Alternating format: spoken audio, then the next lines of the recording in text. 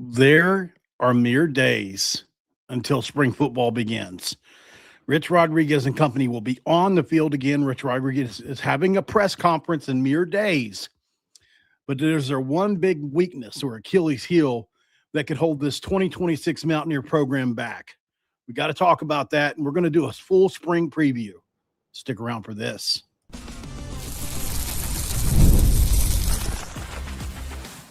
You are Locked On West Virginia, your daily podcast on the West Virginia Mountaineers, part of the Locked On Podcast Network, your team every day. What is up, guys? Welcome back in. My name is Mountaineer Paul. I am your host here. Welcome back into Locked On West Virginia, baby. Well, we're talking Mountaineer football tonight, and we're glad to be doing so. Glad to be taking you along for the ride. We love taking you guys on rides. Thanks for making Locked On West Virginia your first or second listen today. If you listened to the earlier show today, and for being a part of the Locked On Podcast Network, we're talking about your team and the Mountaineers every single day.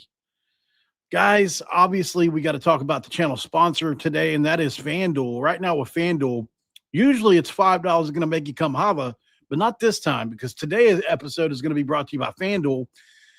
FanDuel is giving you a way to turn that energy and that magic into bigger potential wins with the college basketball parlay profit boost. Head to FanDuel.com to get started today.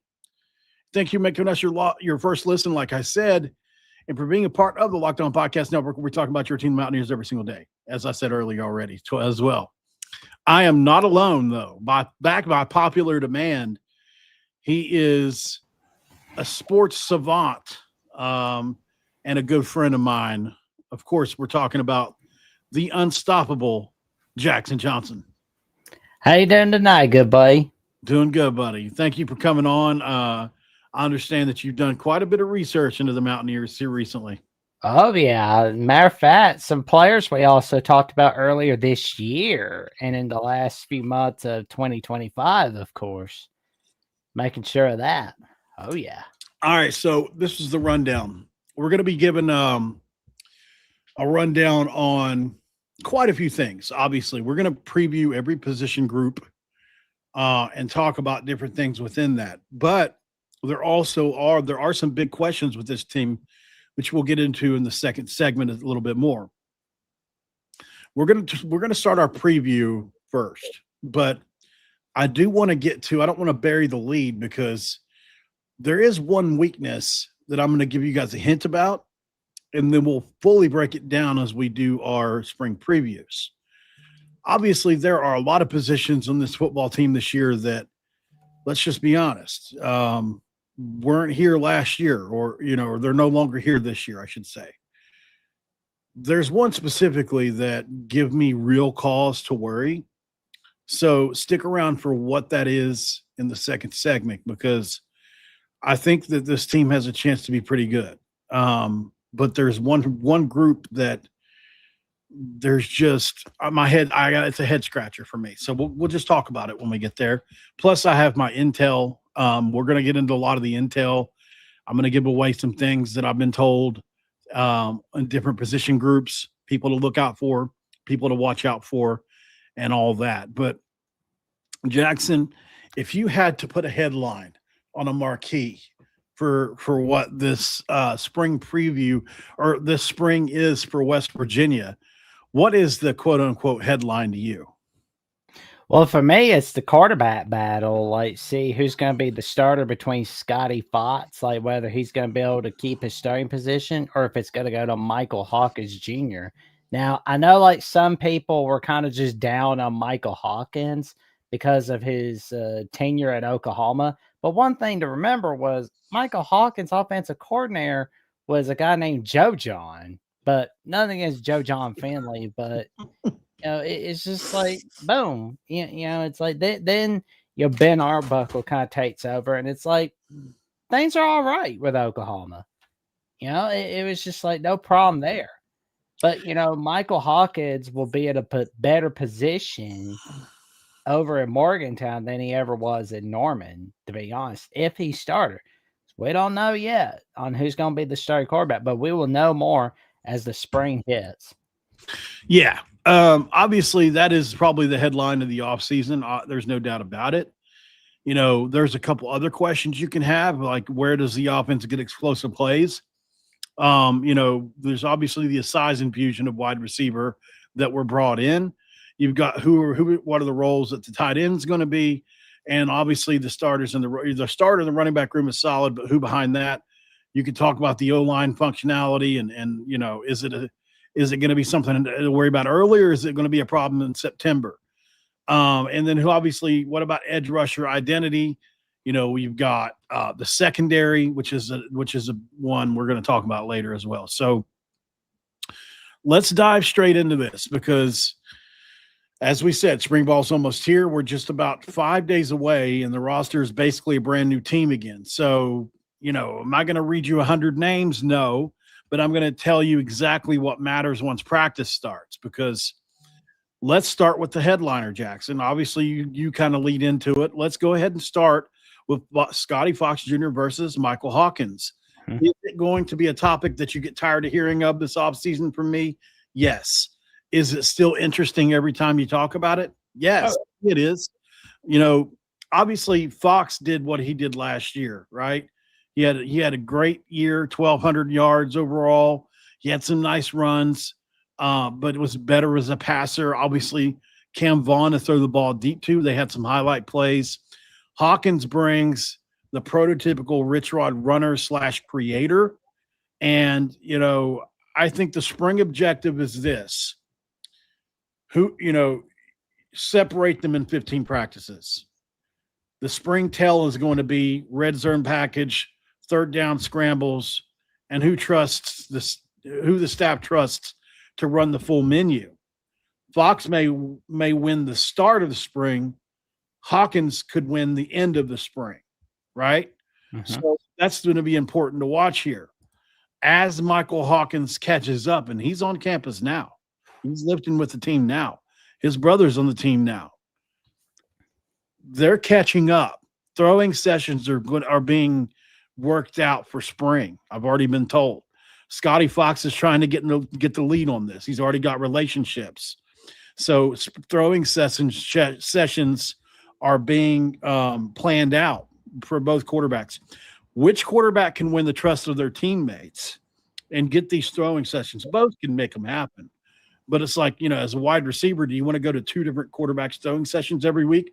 Or do you want to pick your guy early and just go to his? I don't know. I've never been in a locker room in that situation. There are little things that you don't think about as a fan, like which quarterback does the players trust, right? I think it's going to be really interesting. I think Scotty has a little bit of advantage with certain players that are already on the team. And I think Michael Hawkins Jr., it's really the same because, Scotty knows these guys as well as Michael does. They're all transfers coming in. So, when you look at it that way, it's kind of interesting, Jackson, because who's going to trust who? Yeah, it's a good question because, we'll know more at the end of spring on who could be leaning towards that starting quarterback position. But I think we'll know more by August, by the start of fall camp on who's going to be the starting quarterback by that time. If you don't know who it's going to be days before week one, then you've got an issue. But I think it should be resolved by August or before that, probably. This is what I was told by somebody in the industry, and I don't want to say who, but he said Scotty Fox gives you the higher floor. Scotty Fox gives you the higher floor. Michael Hawkins gives you the higher ceiling, right? Yeah. Scotty Fox is probably a safer bet. You may win more games with Scotty Fox in year one. But if Michael Hawkins breaks through, you're talking about a guy that can revolutionize and change the entire complexity of the team in many, many ways. Obviously, Scotty Fox had the 7 touchdowns. He had 6 picks, but, 2 of those were in one game. He was first start, I think, or second start. Hawkins had 8 total touchdowns at Oklahoma. Like we said, he's more the Rich Rod prototype. We'll see who gets separation here. But, like I said, red zone package, third down improvisation, who's going to win the third down quarterback's job is another part of that. You've got Max Brown, Jaron Hughley, John Johnson, You've got Wyatt Walker-Brown in the mix here. You know, who's going to win those jobs, right? Jaron Hughley, probably the highest rated. John Johnson may be the most athletic. And my guy, Wyatt Walker-Brown, I think is a little bit of a mixture between the two. He's super athletic, about a 4.5 40, maybe a little faster. And he's also learning a better throwing, and he's working with a really good guy in the offseason right now. Moving on to running backs, though. Let's see where we at on time here. Yeah, let's go to break, Jackson. We'll take an early break on this one, and we'll come back. We'll jump into running backs, and we'll start moving through these position groups just a little bit more. Can't wait to talk about the running backs. Right. Well, we'll get to do that right after the break with Jackson Johnson on Locked On West Virginia. And, of course, guys, our friends and we love our friends at FanDuel, don't we? Right now at FanDuel, usually it's $5 going to make you come holla. But on this one, we're talking about college basketball. I mean, it's nonstop, big games, tight spreads, momentum swings every single night. From early tip-offs to late-night West Coast shootouts, there's always action on the board. And FanDuel is giving you the way to turn that energy into bigger magic and potential wins with the college basketball parlay profit boost. And right now, you can build any college hoops parlay you want. Rivalry games, ranked matchups, whatever fits. Look at the odds around your team if they are in season. Go safe, go bold, ride the team that you've been following all year. It's your day, it's your parlay, and your style. Now with more upside behind it. Head to FanDuel.com to get started. That's FanDuel.com with FanDuel. Play your game.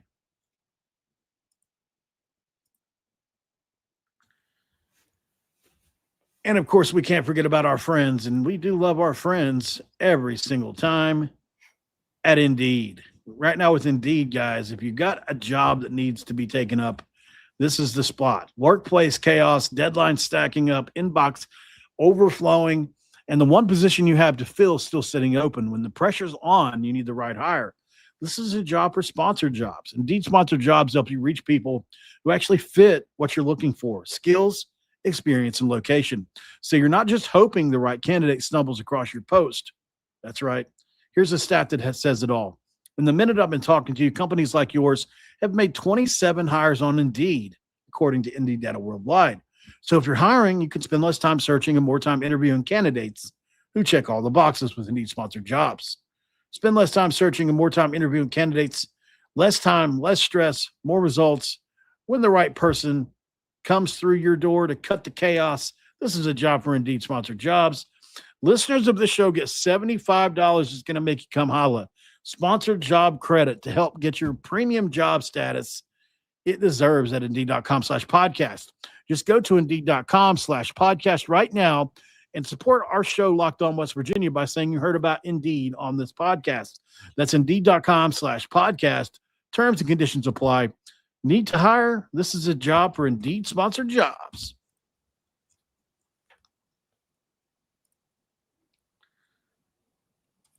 It's segment 2. This deuce for you, Jackson Johnson. Jackson Johnson on all. He's got a water due. He's on the Jacksonian. He's got the Voice of College Football, Alabama. He's got SEC Live on the Voice of College Basketball and Football or whatever. Not basketball, football. Overall, you just go to the Voice of College Football and you will find Jackson Johnson. He does many, many jobs for that outlet over there and does a great job at it. All right, so let's roll back into a little bit of fun here because, the running back room is a room that if the running back room were a snake, there's a pretty good chance Cam Cook would be the head of that snake, Jackson. Ooh, here we go. Oh, yeah. Dude was leading the nation, not just the Conference USA, but the nation in rushing yards for the season with 1,659 rushing yards in 2025 for Jacksonville State. But that was huge right there. It was a huge get. When West Virginia lost Cam Bond to Miami, right? That was a huge loss, right? Mm-hmm. Obviously, it was a huge win for the Miami Hurricanes. I hope they're taking care of him very well, of course. But, sad they left West Virginia, but that's okay. because no problem. You get Cam Cook coming from Jacksonville State to the West Virginia Mountaineers. And I'm going to tell you right now, that's going to be a fun, wild ride as he's going to be getting a lot of carries for 2026. I cannot wait to see what this young man will bring in Morgantown, especially against Virginia in week 3, and just kind of get like an early look at him in weeks 1 and 2, and to see what he'll bring in spring practice as well. Agreed. And obviously he is the head of the snake. You know, he does everything. He can catch it. He can run. He is a very decisive runner. He's really good in zone schemes because he's decisive. Yeah, I wouldn't be surprised if Cam Cook had 1,200 yards, 1,300 yards again next year in a much tougher Big 12. But he's got a chance to be really good. One of the best backs in the league for sure. I think what the real question of this running back room is who wins the job behind Cam Cook? That's the real battle here, running back 2. Most people would agree that there are 3 major contenders and 4 once Sir Paul Cheeks gets healthy. Yes, that's a real name. Sir Paul, Jesus in cleats, Cheeks, may be as talented as anybody in the room, but he blew his knee out his senior year. Thankfully, he still came to West Virginia. I think he has a major, major future. Christopher Towley has been mentioned in 2 ESPN articles, and so I'll be remiss if I didn't mention him as ESPN's favorite. For whatever reason, they love him. And I mean, he is great, but would I take him over Amari Latimer, the 4-star from Georgia? No, I would not. Sandy Creek, Georgia. He was the player of the year in the state of Georgia, the running back spot. He won their version of the Doak Walker Award. He is an elite get for West Virginia. We're talking about size, speed, everything you could possibly want in a running back. He is not just a bruiser. He is everything. Amari Latimer is one of my favorite running backs I've evaluated for a West Virginia player on tape. He is that damn good. I believe Amari Latimer will be the number 2 guy. There are people that don't agree with me in this chat. Jack Dans is a guy that doesn't agree with it, that doesn't agree with it. Obviously, Jack Dans is a person in my chat. But obviously, the wild card, the X factor, the guy that could absolutely, what my dad used to say, shit didn't get it, is Martavius Boswell. There's no doubt about it. Well, there you go. This is a guy that runs a 10-4, 100 meters. This is a guy that has Olympic level speed, and he's a guy that good night, sweetheart, if he gets into the open field. My biggest concerns about him are his size, his stature. He's not a big guy. And in the Power 4 at the Big 12 level, you have to be able to sustain.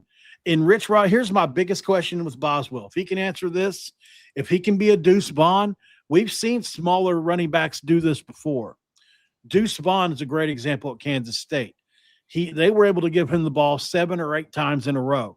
He wasn't but what, 5'8", 5'7", $170, $180, something like that.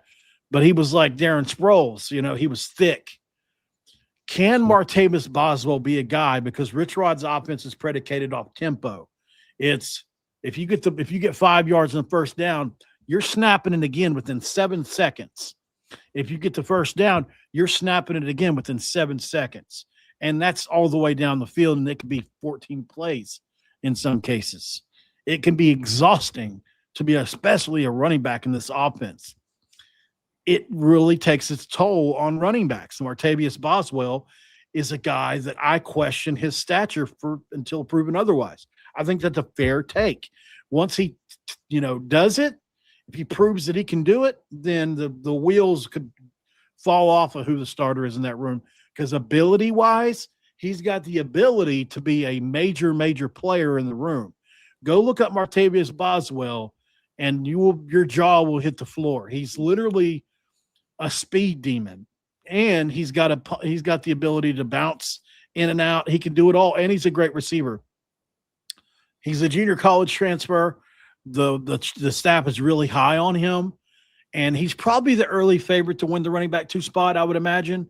But I'm saying Amari Latimer because I think Latimer has as much upside as Boswell. They just really invested in the running back spot. My opinion.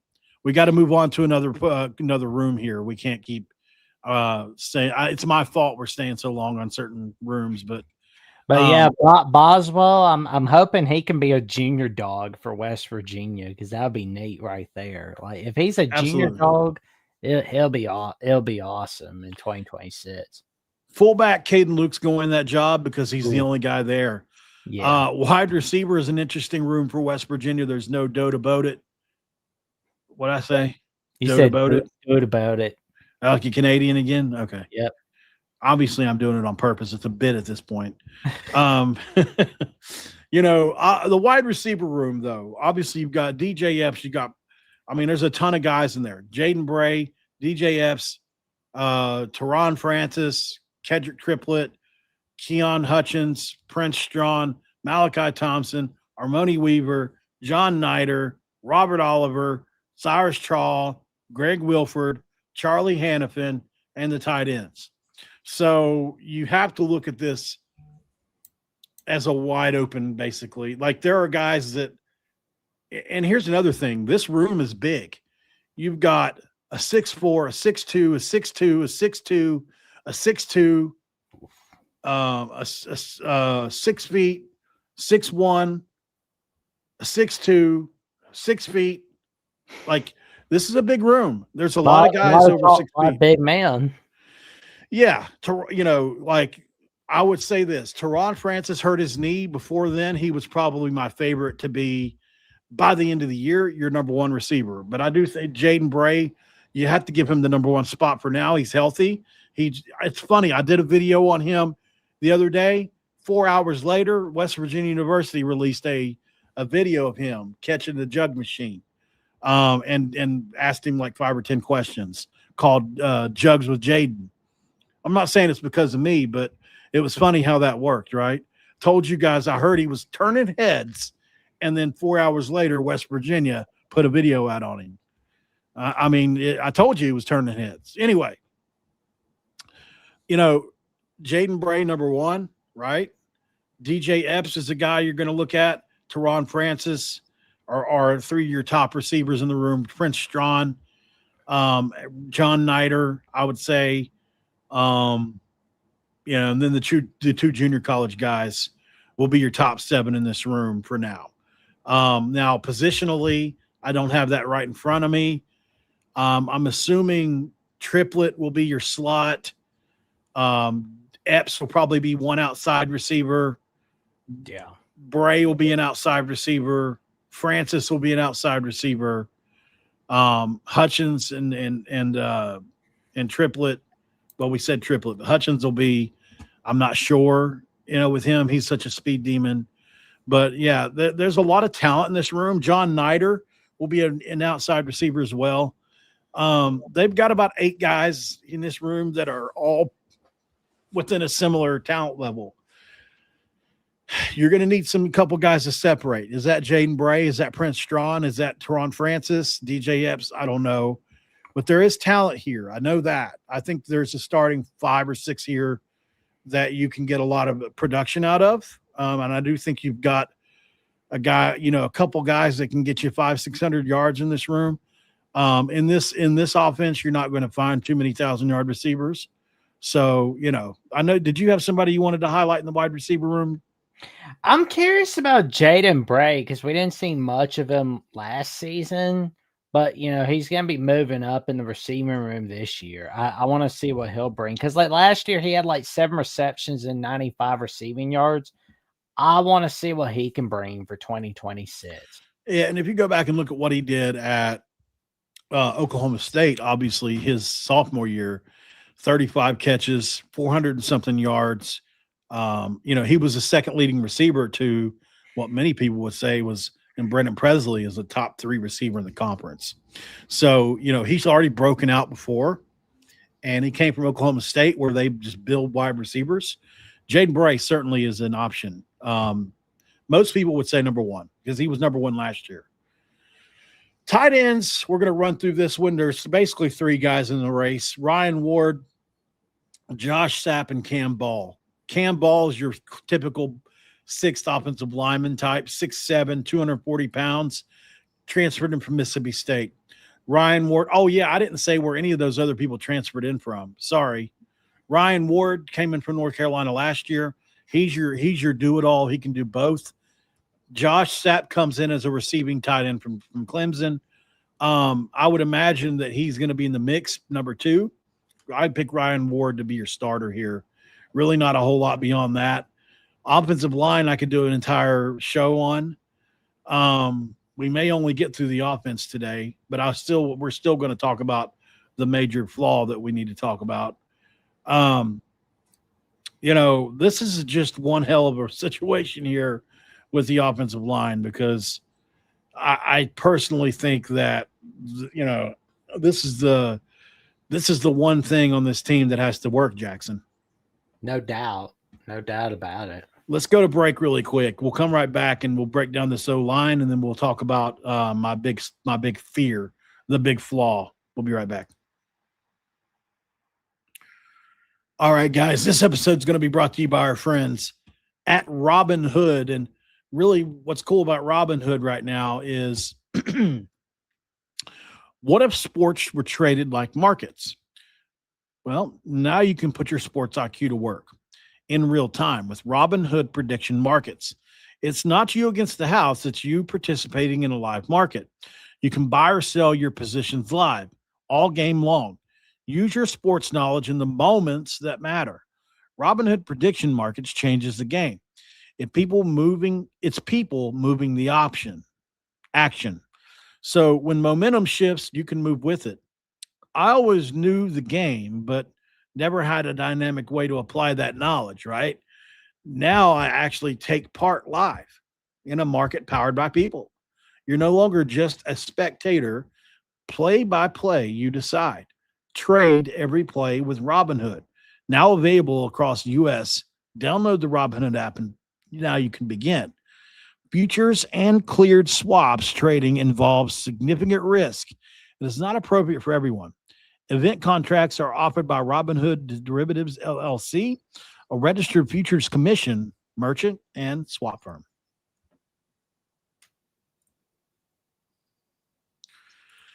It's segment 3. Come along with me as I talk with Jackson Johnson, the legendary, just amazing host of so many different shows. Thank you so much, guys, for being here. Okay, so we had to talk about O-line really quick. Offensive line is by far the most important and crucial position group to get right this year, I think, because last year it was clearly how many postseason or post games did I go into pissed off because of the O-line last year, Jackson? A lot. And how many times did I yell about chemo? A lot. Chemo Macadiole. But on the bright side, after that BYU loss, we did a little bate chocolate. We did. I will never forgive chemo. But that's okay. I don't think a lot of West Virginia fans will never defend chemo. Poor chemo. He's such a nice guy too. Oh, yeah. So, I'm just going to go ahead and build the offensive line out. I should have stayed with my bit. I'm going to go ahead and build my offensive line out. All right. So at center, most people would have Landon Livingston there. I saw an interesting one the other day that had Cam Goforth backing him up. I don't know about that. I think it's not a bad decision there. It's just interesting. Center, I'm going to go Landon Livingston. Right guard, I'm going Devin Voss, the transfer from Kansas State. West Virginia spent a significant amount of time and money on him. Trust me, he's going to start. I had his agent on the show. Very good guy, good friend now. Really like him a lot. Kevin Brown is going to start at right tackle, in my opinion, or left tackle. I don't know which one. One of the tackle spots is his, and I think he's the star of winter. Guys, if you didn't, I told you guys early on that Kevin Brown was turning heads, and then the weightlifting thing came out. and turns out he's the strongest player on the team. He squatted almost 700 pounds in the max day. He put up the most bench reps in one of the benches. He put up one of the highest hang cleans. He won like 4 different lifts. It's insane to me that a true freshman is already the strongest player on your team, and he's no normal human being. There's a reason Penn State had him locked up. It's because he's an elite player. He's got an elite bloodline, and he's only getting stronger. He's gained 100 pounds on his max since his senior year on squat.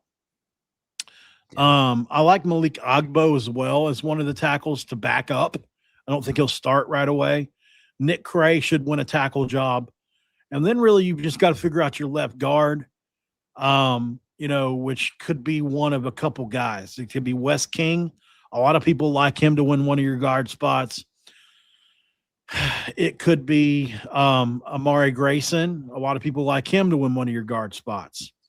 Cam Griffin could win one of your guard spots. Josh Isosa could win one of your guard or center spots for sure. There are a ton of guys in that room that you look at. And by the way, Carson Cassidy, I missed him as well.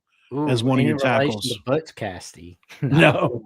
Carson Cassidy is a starter at UConn last year, so he's going to play a factor. Oh, there we go. I don't know who's – guys could be playing all over the place. I think the best 5 will go out. But, I mean, I really like the thought of a 6'6" Carson Cassidy being on the line. 6'6", 304. He's going to be a winner. Yeah. 6'6" Kevin Brown. 6'6" Devin Voss. You know what I mean? Like, then you've got a 6'6" Nick Cray. Like, and you could be 6'6" across the board, except for the 6'4" Landon Livingston. You could be 6'6", 6'6", 6'4", 6'6", and 6'6". I mean, that just sounds so good to me. Athletic and big both. There we go. 6'6" young man. I love that. He's going to be awesome. Like Carson Cassidy. I can't wait to see him in Morgantown. Yeah. It's going to be tough, man. There's a lot of competition here. There's a lot of really good freshmen that came in this past year. But just know Carson Cassidy from UConn's a guy to watch. I'll just name the top 8 guys. Carson Cassidy, Wes King from Wyoming, the transfer, Kevin Brown, the true freshman, Devin Voss, the K-State transfer. Landon Livingston was here last year. Malik Agbo transferred in from Texas last year. Amari Grayson, the Jacksonville State transfer, and Nick Cray. Those would be your top 8, in my opinion. Right. All right, so we've got to get into the defensive part of this for a second, because we're already rolling over a little bit. I didn't realize – I thought I could do a full spring preview. It's a mess not be able to do it in 30 minutes. There's just no way. We'll do the defense tomorrow, part 2. But I'm not going to not tell you guys what the weakness is. That would be crazy. My biggest fear for this West Virginia team is the secondary. And, I saw a couple depth charts go out that really concerned me because guys that played corner at other places last year are listed at other spots. A lot of times they're nickel, like you look and see, and Andrew Powdrell, who played safety at UNLV last year, corner at UNLV last year. He's not a corner here, at least on paper. You look at a guy like, looking at some of these guys here now. Jameer Latimer played corner in this defense once before, and he is not going to be a corner here. He's going to be a nickel. Andrew Powdrell is probably going to back him up. So Malik Hawkins coming in from Oklahoma, I thought maybe he could be a corner. He's a nickel, because safeties are just as important as corners in this defense. Matt Sieg is obviously a true freshman. A lot of people think he'll start at safety. If not, one of your safety spots, Jacob Rapper from LSU transfers in. Very little experience from him, but he's talented enough to start. Kamari Wilson, the Memphis transfer, has a ton of starts under his belt in college and a ton of stats. He'll probably start And then it's kind of a crapshoot, like because you're going to have probably Jameer Latimer is going to get a starting spot. Powdrell's probably going to play a lot. Sig, you would think, plays a lot. Kamari Wilson's going to play a lot. Bradford's going to play a lot. Those are your top safeties. Corner is a much more difficult. It's scary because there's just nobody back. Nobody. And none of the corners you brought in are playing corner. They're playing safety. You brought in a couple corners from JUCO, Damon Allen and Rayshawn Reynolds. They're both 6'3". Oh, Huge players. Can they play at the Big 12 level? They're both junior college transfers. Chams John comes in. Which is spelled Diagne. I know it's a crazy crazy last name. He transfers in from Georgia State. And you look at what he did last year, 13 tackles and 1 interception. He's 6'3", 6'4"-ish, somewhere in there. And and a lot of people think he had 25 total tackles, by the way. One guy we were talking about, I believe it was yesterday or sometime earlier this week, was Harper Holloman from Western Kentucky. He's a good one. Who? Harper Holloman from Western Kentucky. Yeah, he's a pass rusher. Absolutely. We did do a video on him. He is really good. He's got a chance to be good. And that's a part of this. If your pass rush is good next year, then you don't have to be as elite at corner. But I think the biggest weakness to this upcoming team this year could be corner. Unless Rayshawn Reynolds, Damon Allen, Chams Diagne, it's hard to say his last name, all 6'3" or above, by the way, turn out to be just dogs. And it could be the case. I mean, at least one of them. That way you're not so, putting yourself in such a bad spot. Jair Rollison, maybe your best cover corner, but he's 5'9", 188. So that's a big fear there. He could just people are just going to go over him. Nick Taylor, is a guy you mentioned, Jackson, off the show. Did you have a comment on Nick Taylor? Yeah, he's got like 11 solo tackles and 9 assisted tackles from last season. Bro has 20 total tackles from last season. Yeah, he's one of your top returning secondary guys. He's got a lot of potential. He had moments last year, but I thought he played safety more than anything. But maybe they'll move him to corner. I don't know. Oh, yeah. He's going to be a junior dog in 2026. Either way, guys, that's your offensive spring preview. We'll do more defense tomorrow, I guess. I overestimated what I could get fit in an hour with this mouth of mine that just don't stop. So it's all good. There's no way to fully do it without – you either have to go an hour or you have to just predict your starters and be done. You can't really go in to give yourself context. It is going to be better than last year for sure. But I'll be lying if I wasn't really worried about the secondary specifically. There's just no experience back, but there really wasn't last year either, and they did decent. I feel bad for Zach Alley because this will be his second year, and I don't know what he has to work with. But, we'll see. We're going to find out, guys. We'll hear more about it in the spring.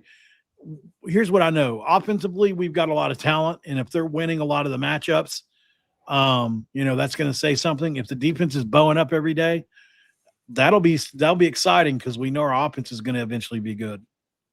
Thank you for making us your first listen. Make sure you go check out Jackson and all his ventures and all his shows. He does an excellent job, and he deserves subscribers because he's a good person as well. So make sure you're checking him out.